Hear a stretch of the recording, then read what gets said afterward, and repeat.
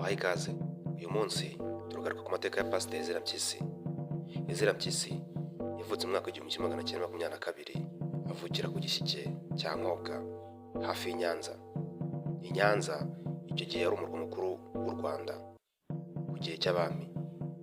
Pasiteri Ezra Mpyisi yavuze ko yavutse ku ngoma y'umwami Yuhi Musinga wa gatanu.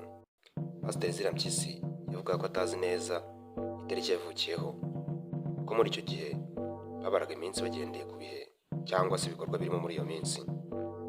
Abyiruka mu gihe cy'ubugimbi, umwami Mutara wa gatatu Rudahigwa yafashe izina rya Charles Léon Pierre. Yivugiraga ko ari muri bake bagize amahirwe yo kandagira mu ishuri, aho yize amashuri 8 abanza nk'amashuri yari icyo gihe kandi menshi.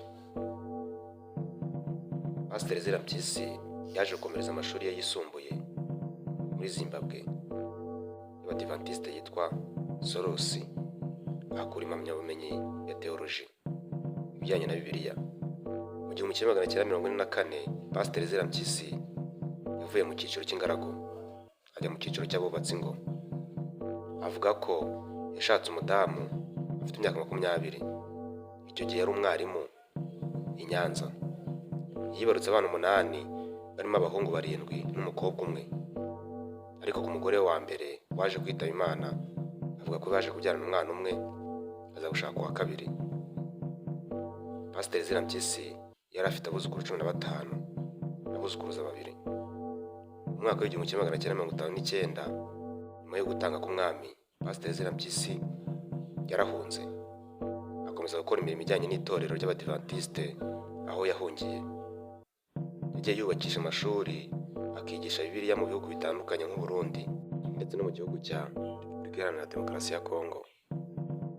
Mu 1992 Pasiteri Ezra Mpyisi n'umuryango we bagarutse mu Rwanda bavuye mu buhungiro.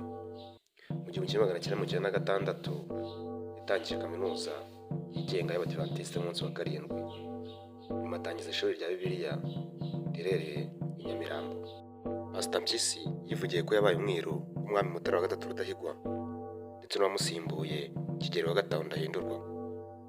Mpyisi azibukirwaho amagambo ye kenshi yaranzwe no kugaruka kuri Yesu ndetse no kuri Bibiliya, ariko akenshi akavangamo no gutebya agasita abantu cyane. Ibikorwa byinshi bitandukanye agiye akora hirya no hino birimo gushinga amashuri atandukanye yigisha Bibiliya ndetse no kumenya umwami Yesu. Pasiteri Ezra Mpyisi yitabye Imana kuri tariki 27 z'ukwezi kwa mbere uyu mwaka wa 2024. Yitabye Imana afite imyaka 102.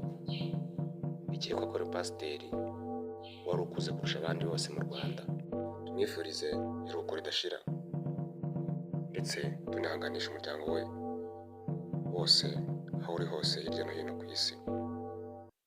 Ciao ciao.